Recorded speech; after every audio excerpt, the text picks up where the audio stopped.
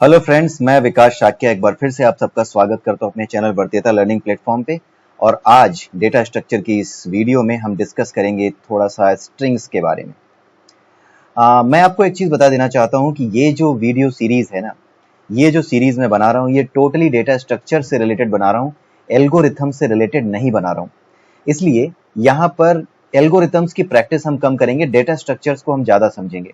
जैसे अगर मैं स्ट्रिंग्स के बारे में आपको बता रहा हूँ तो स्ट्रिंग्स को लेकर के जो चीज़ें हमें समझनी चाहिए, जो बेसिक कॉन्सेप्ट्स हैं स्ट्रिंग को लेकर के, और उसके अलावा जो कुछ भी छोटे छोटे एक्सरसाइजेज हैं जो हमें प्रैक्टिस कर लेने चाहिए, सो दैट स्ट्रिंग्स जो एक डेटा स्ट्रक्चर है, ये जो एरे जो डेटा स्ट्रक्चर है, जो कैरेक्टर एरे है वही स्ट्रिंग होती है, तो उसके बारे में जो बेसिक कॉन्सेप्ट्स हैं वो क्लियर हो जाए। तो उन्हीं चीज़ों को हम एक एक करके डिस्कस कर रहे हैं। ठीक है, तो आइए देखते हैं स्ट्रिंग्स में सबसे पहले कि string in C and C plus plus होती क्या है। What is string? ठीक है, तो स्ट्रिंग को अगर सिंपली हम डिफाइन करें तो it's array of characters. String जो है वो एरे ऑफ कैरेक्टर्स होती है, terminated by null character. Terminated by null character. वो नल कैरेक्टर कैसा होता है? वो कुछ ऐसे लिखा जाता है /0 with in a single quote. ठीक है, तो अगर आप लिखते हैं कोई स्ट्रिंग विकास, तो ये एरे के फॉर्म में कैसे स्टोर होती है? V I then K comma S, sorry A, then comma S, then comma H, and then a /0। ये इस तरीके से पूरी स्ट्रिंग आपकी एलोकेट हो जाती है। ठीक है, और ये हमारा जो नल टर्मिनेटर है ये बताता है कि हमारी स्ट्रिंग यहाँ पर एंड हो रही है। हमारा कंपाइलर इसी /0 को देख करके ये समझता है कि हमारी स्ट्रिंग क्लोज हो रही है, यहाँ पर हमारी स्ट्रिंग यहाँ पर बंद होती है, खत्म होती है। तो किस तरीके से डिक्लेयर करते हैं, डिक्लेरेशन कैसे करते हैं, सबसे पहले हम वो देख लेते हैं कि डिक्लेरेशन ऑफ कैरेक्टर एरे या स्ट्रिंग कैसे होता है।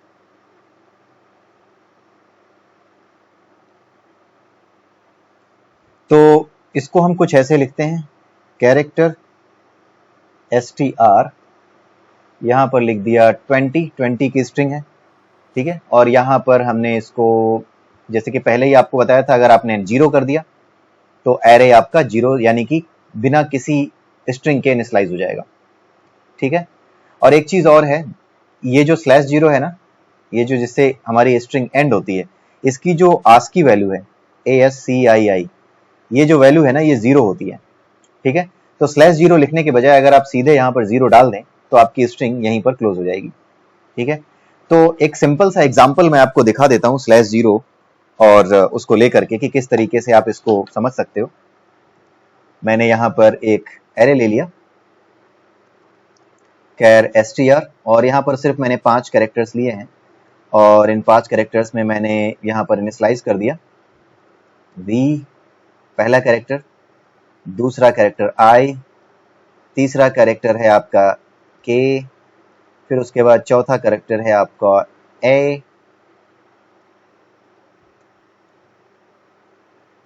और उसके बाद जो पांचवा कैरेक्टर है वो आपका है s।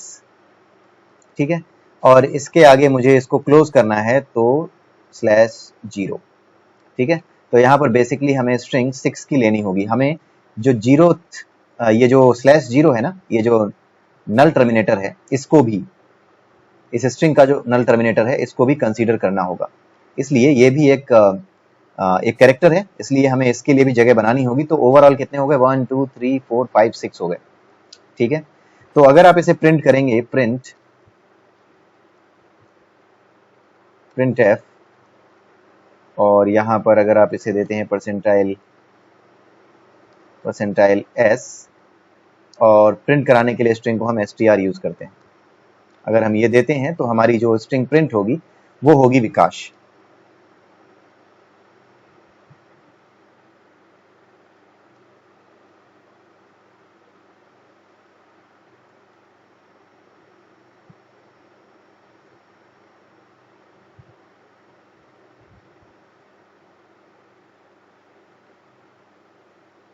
थोड़ा स्लो है, आपने देख लिया विकास यहाँ पर आ गई।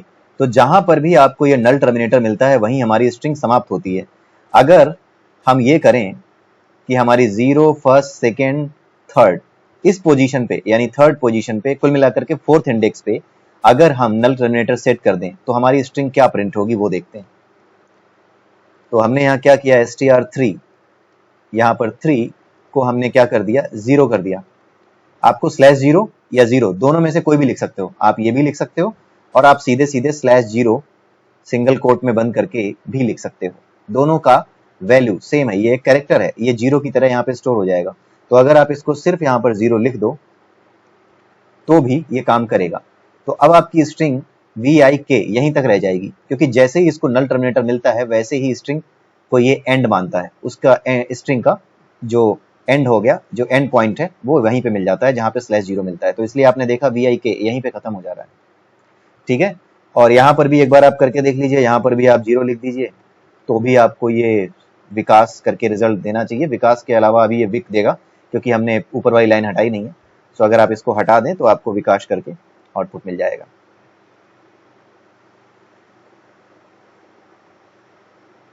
ठीक है, विकास मिल गया। और उसके अलावा दो चीजें हैं कैसे स्ट्रिंग को गेट करें। अगर हमें यूजर से इनपुट लेना है तो एक होता है गेटस स्ट्रिंग, उससे ले लो यूजर से, और उसके लिए आपको यहाँ पर string.h जो हेडर फाइल है वो इंक्लूड करानी पड़ती है। ये सब आपने सी में पढ़ रखा होगा, एक रिवीजन ही है एक तरीके से string.h। और ये गेटस हमारा string.h में या फिर stdlib.h में मिलेगा आपको, stdlib.h। अब इसको हम चला कर देखते हैं। Gates is undefined identifier, fgettys आप यूज कर सकते हो। fgettys के लिए आपको कुछ नहीं करना, आपको दो आर्गुमेंट्स देने होते हैं, एक होता है स्ट्रिंग और एक होता है फाइल स्ट्रीम, जो कि हमारी स्टैंडर्ड इनपुट है। तो इससे आप ले सकते हो। गेटस किसी और ये क्या है, stdin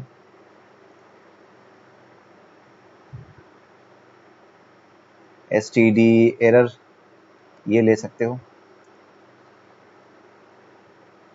ये भी नहीं है। आई डोंट नो कि ये गेटस, ये गेटस काम क्यों नहीं कर रहा।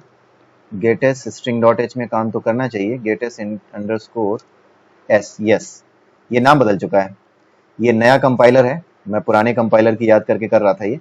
तो गेटस _s अब ये string.h में आपको मिलेगा और आप स्ट्रिंग को प्रिंट करा सकते हो। अब आपसे ये एक्सपेक्ट कर रहा है कि आप यहाँ स्ट्रिंग दोगे, आप यहाँ पर स्ट्रिंग दे दो थोड़ी बड़ी सी, ठीक है। अब यहाँ पर आपने देखा ये प्रिंट करने गया तो इसको प्रॉब्लम आ गई। क्यों आई है आप ये समझ सकते हो। मैंने यहाँ पर स्ट्रिंग को क्या किया, विकास कुमार शाक्या, काफी लंबा कर दिया और यहाँ पे जगह कितनी की है, 6 की है। तो हमें उतनी ही लंबी स्ट्रिंग देनी होगी जितना कि इसमें ये एकोमोडेट हो सके। सो यहाँ पर हम अगर रवि दें तो वो सही चलेगी। सपोज हमने RAVI ये दे दिया तो ये रवि को प्रिंट करके निकल जाएगा, ठीक है। तो ये आपको देखना पड़ेगा कि आपने कितने कैरेक्टर की स्ट्रिंग दी है और उतने ही कैरेक्टर का आपको यहाँ पर वो करना पड़ेगा, एक्सेप्टेंस कराना होगा, ठीक है। अब हमारे यहाँ एक चीज और होती है इसमें गेटस में, fgettys के अलावा अगर आप देखोगे तो अगर आप इसको एक्सेप्ट कराना चाहो कि कितनी लंबी स्ट्रिंग हमें एक्सेप्ट करानी है तो उसके लिए भी हमारे पास एक फंक्शन होता है, ठीक है। तो उसमें हमें ये देखना होता है, हमारा जो fgettys होता है ना उसको fgettys एक फंक्शन होता है, gettys अंडरस्कोर नहीं fgettys ही है। इसमें आप सबसे पहला डालोगे str जो बफर है और उसमें आप डालोगे मैक्स काउंट, आप इसमें लिख दो 6 है तो 5 लिख दो, और फाइल स्ट्रीम stdin इसको दे दिया। अब क्या होगा, fgettys में जो आपका स्ट्रिंग है वो सिर्फ और सिर्फ 5 कैरेक्टर्स को ही रीड करेगी, किससे, स्टैंडर्ड इनपुट से, जो कि आपका स्टैंडर्ड इनपुट डिवाइस है। यानी आपकी जो स्क्रीन पे ये आपसे एक्सेप्ट कर रहा है स्ट्रिंग, उसी को कहा जा रहा है स्टैंडर्ड इनपुट डिवाइस। तो यहाँ पर अगर आप आए और यहाँ पर अगर आप फिर से विकास कुमार शाक्या दे दें तो अब ये फेल नहीं होता, ये VIKA उतने ही कैरेक्टर्स, जितने कैरेक्टर्स आपने इसको बोले थे कि एक्सेप्ट करने हैं उतने को ही ले करके ये रह जाता है, ठीक है। तो VIKAS ये 5वें कैरेक्टर पे ये नल कैरेक्टर डाल करके ये अपने आप इसको सही कर देता है। अगर आप इसको 6 कर देते तो पूरा का पूरा विकास ये प्रिंट कर देता है। तो आपको इस तरीके से, इस गलती से आप बच सकते हैं कि स्ट्रिंग में अगर आपको इस गलती से बचना है कि कहीं आपका लिमिट ना क्रॉस हो जाए, तो उस केस में आप fgetS यूज करेंगे। ठीक है, यहां पर देखिए विकास आ गया। तो आज के लिए जो बेसिक कॉन्सेप्ट्स हमें क्लियर करने थे स्ट्रिंग को लेकर के, वो यही थे। और ये सी में भी आप पढ़ चुके होंगे, C++ में अगर आपने स्ट्रिंग्स के बारे में पढ़ा होगा तो वहां भी आप पढ़ चुके होंगे। अगली वीडियो में हम देखेंगे स्ट्रिंग्स से रिलेटेड कुछ फंक्शंस जो कि हमारे स्टैंडर्ड लाइब्रेरी में दिए गए हैं, और कुछ ऐसे एक्सरसाइजेस जो आपको करने चाहिए अपने स्ट्रिंग्स के कॉन्सेप्ट्स को क्लियर रखने के लिए। ठीक है, तो आज के लिए इतना ही। अगले वीडियो में हम फिर मिलेंगे, तब तक के लिए have a nice day and bye bye.